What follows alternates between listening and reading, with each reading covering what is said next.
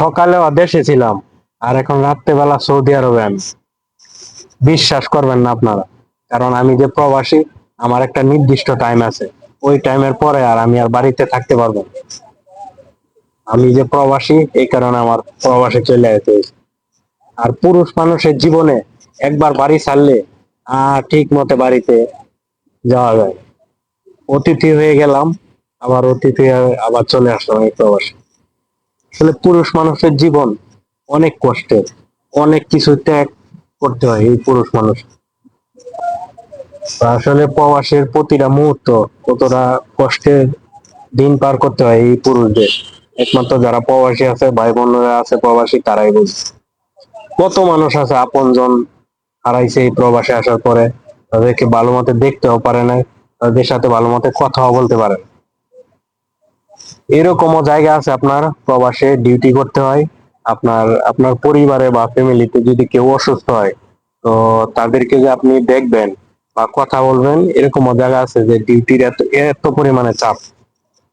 তো যারা প্রবাসে আছে তারাই বুঝবে একটা প্রবাসীর কথা, তা না হলে কেউ বুঝবে না। এই প্রবাসী ভাইদের যে আত্মত্যাগ, তারপরে দেশের যে একটা মায়া ত্যাগ করে প্রবাসে আছে, আসলে একটা প্রবাসী বুকটা মনে করেন যে পাথর হয়ে যায়, মানে কষ্টে বুকে পাথর বাইন্ধা এই প্রবাসে পইরা রয়েছি। কেন জানেন?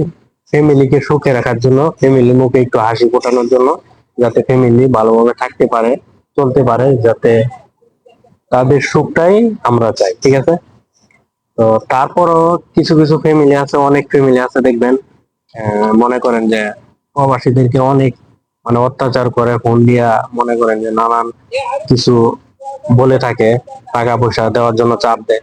আসলে ভাই বিশ্বাস করবেন, এই বিদেশে একটা প্রবাসী যদি টাকা ইনকাম করে মাসে 10,000 বা 15, মানে 10,000 দিয়েই বলতেছি আপনারে, যে 10,000 টাকা ইনকাম করে বা 50,000 টাকা ইনকাম করে, তো আপনারা মনে করেন কি টাকা প্রবাসীরা কি খেলা? আসলে না। তারা চায় যে এই 10,000 বা 50,000 যে যত কামাই করে, তার সাথে যেন আরো কিছু টাকা ইনকাম করে বেশি যেন দেশে পাঠাইতে পারে। প্রতিটা প্রবাসী চায়।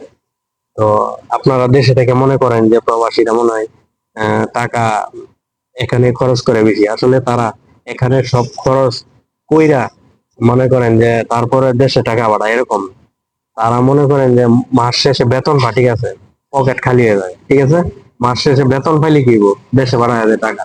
মানি ব্যাগটা মাস শেষে প্রতিটা প্রবাসী ভিডিও কল দিয়ে দেখবেন যে মাস শেষে তার মানি ব্যাগটা কি খালি থাকে না ভরা থাকে, ঠিক আছে? তো আমার এই ভিডিওটা যদি ভালো লাগে, প্রবাসী ভাই বোনেরা আছেন দেশে বিদেশে, যারা যারা দেখবেন সবাই ভিডিওটা শেয়ার করবেন।